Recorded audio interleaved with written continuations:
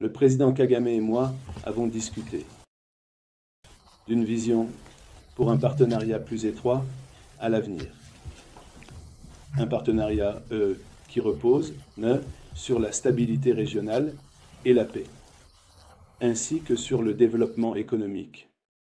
Avant ma visite ici, j'ai eu le plaisir de m'entretenir avec le président Tshisekedi, le président Ruto et le président Museveni.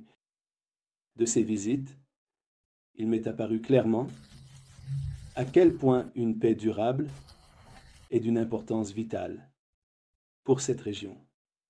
Nous soutenons la sécurité et l'intégrité territoriale de tous les États de cette région. De nombreuses entreprises américaines ont déjà investi au Rwanda. Le gouvernement du Rwanda a une vision de devenir un leader économique et dispose d'une société prête à faire avancer cette vision. Nous sommes prêts à travailler avec le Rwanda pour atteindre cet objectif. C'est pourquoi trouver une résolution au conflit dans l'est de la RDC est si essentiel, car cela libérera le potentiel inexploité de la région. Lors de nos discussions, le président Kagame s'est engagé à poursuivre cette vision de paix.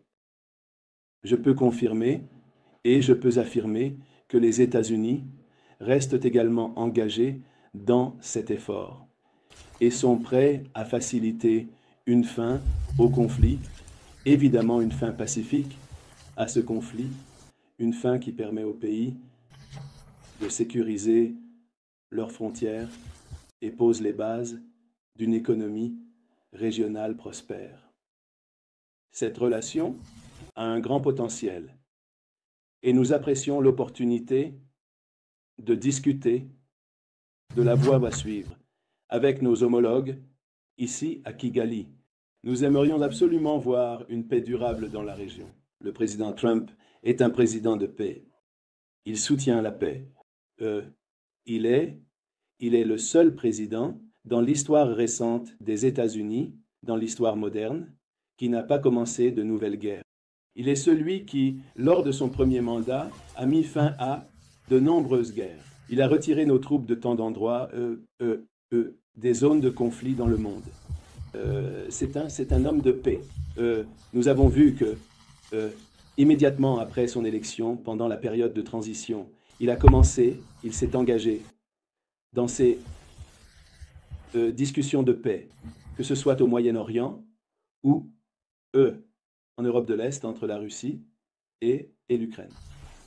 Nous avons vu que, comme par magie, en quelques semaines après son élection, un cessez-le-feu a été atteint entre Israël et le Liban.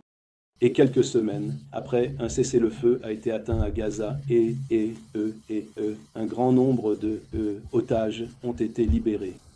Et nous voyons ce qui se passe en ce moment en ce qui concerne le conflit russo-ukrainien que nous espérons voir résolu très rapidement.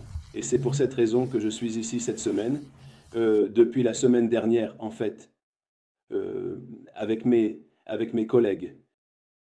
C'est la raison pour laquelle nous sommes ici, parce que le président Trump est un président qui veut voir la paix réalisée. Il veut que ces conflits se terminent, il veut qu'ils se terminent rapidement. Il croit fermement que les gens ont souffert énormément, et c'est assez, il est temps. Ce conflit particulier, en question, dure depuis près de 3 décennies. Il est temps de voir une fin pacifique à cela. Les habitants de cette région, des Grands Lacs, de la RDC, du Rwanda, des Grands Lacs en général, méritent mieux. Nous avons vu la perte de centaines de milliers de vies, des millions de déplacés, et les gens ont souffert trop longtemps. Il est temps d'y mettre fin.